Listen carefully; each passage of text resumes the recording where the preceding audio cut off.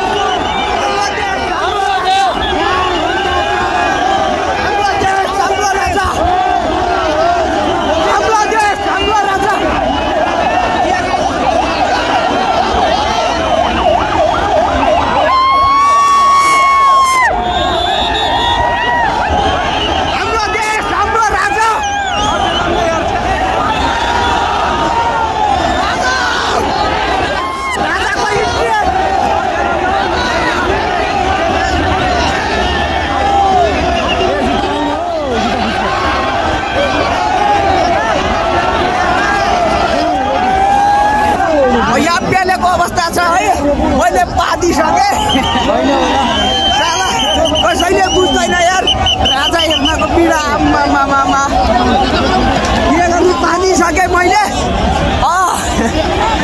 सास फेर्न नि मिलिरहेको छैन, अक्सिजनको कम भयो, तर राजा आउनु पर्यो।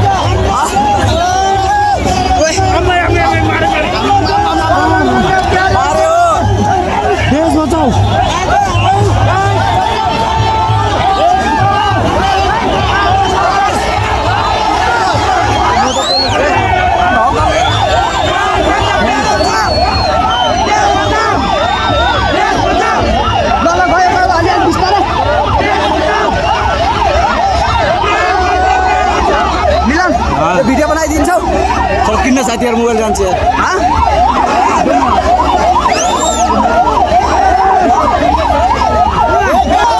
गाह्रो छ अवस्था है। हामीले यहाँ लगाइदिनु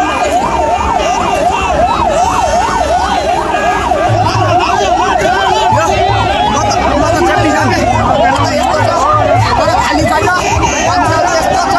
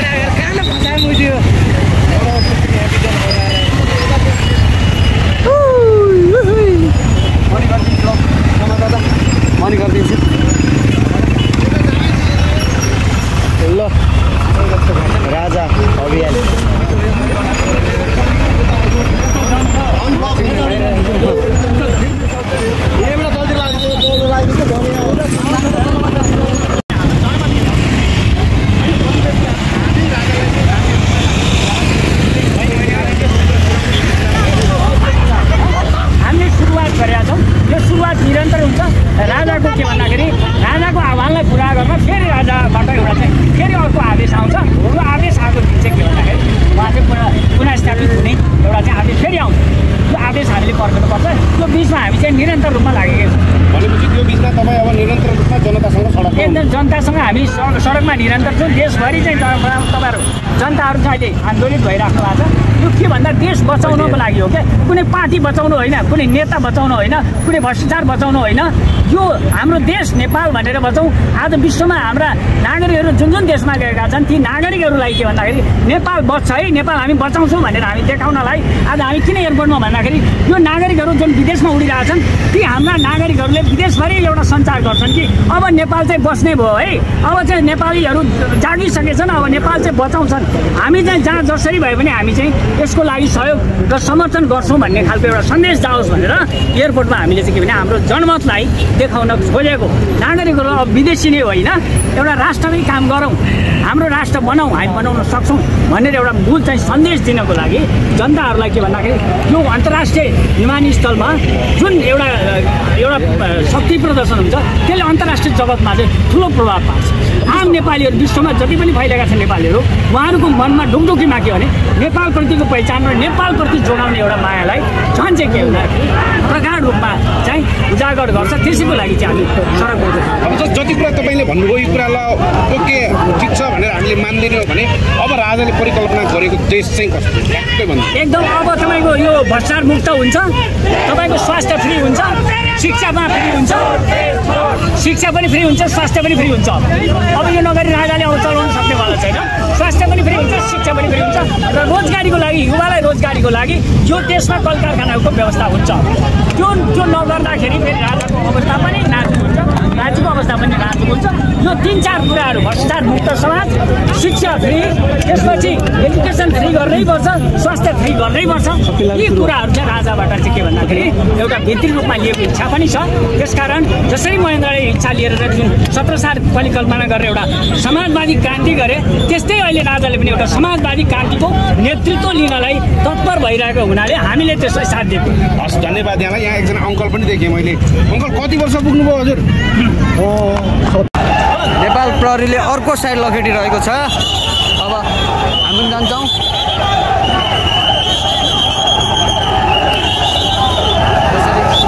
लखेटेको अवस्था देख्न सकिन्छ। यहाँ गाडीहरू पुरै जाम छ, तर यो जाम चाहिँ हुनु भएन, तर केही छैन। आन्दोलन चाहिँ मेन रोडमै भइराखेको छ, हुनुपर्छ भन्ने हाम्रो पनि मान्यता छ।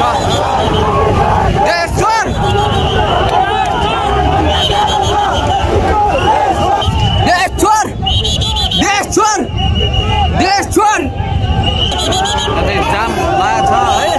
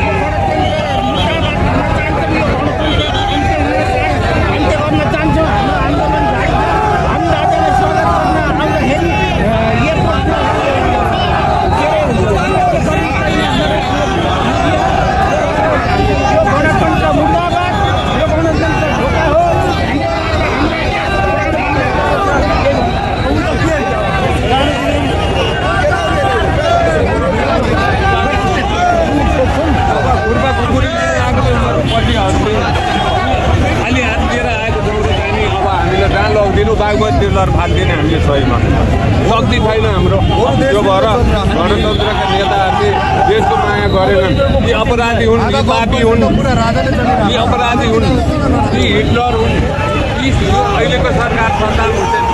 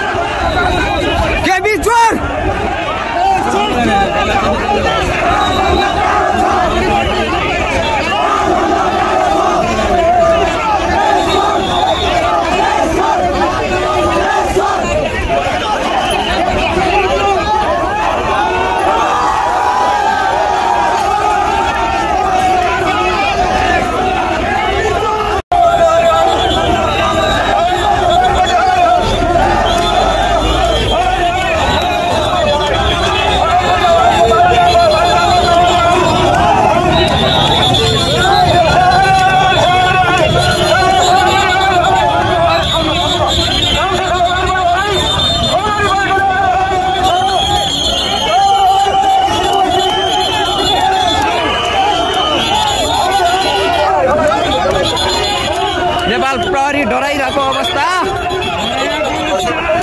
यो प्रहरीहरू खातेहरू, यो नेपाल प्रहरी चोर,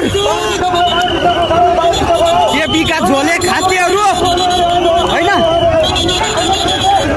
केपीका चोर खाते, केपीको साले गु खाने नेपाल प्रहरीहरू। यस्तो छ अवस्था।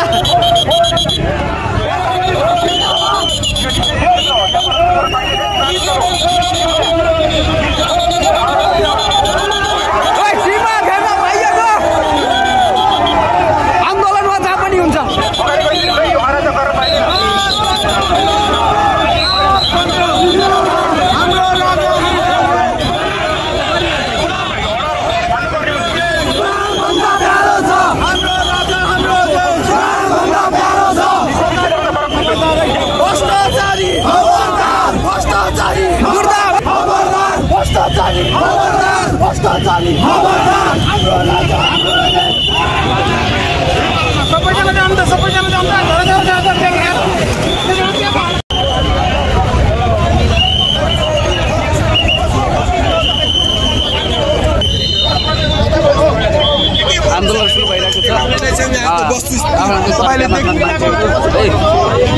सबै आफ्नै मान्छे छ। आन्दोलन सुरु भइरहेको छ।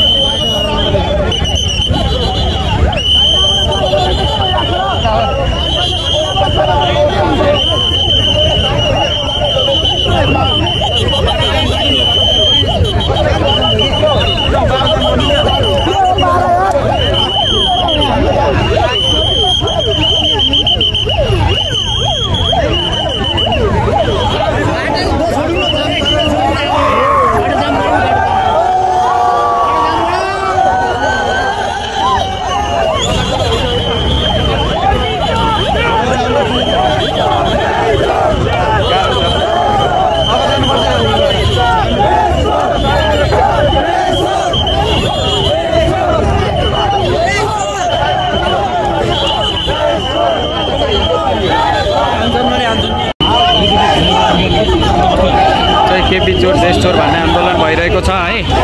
जताततै गए पनि केपीकै बेजेत केपीकै प्रश्नहरू केपीलाई नै बहिष्कार भइरहेको छ। यहाँ गणतन्त्र लोकतन्त्रलाई भन्दा नि राजतन्त्रलाई प्राइभेसी दिँदै युवाहरू देख्न सक्नुहुन्छ। केपी चोर देश चोर म्यान जुलुस यसरी छ। पछाडिबाट नेपाल प्रहरीले कोट लगाएर लखेटिँदैछ भने यता गाडीहरू जाम भइरहेको छ।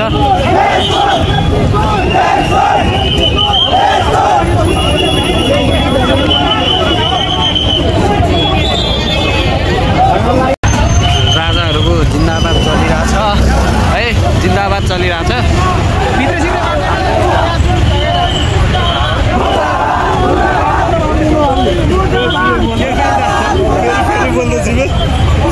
फेरि बोल्दा मुर्दाबाद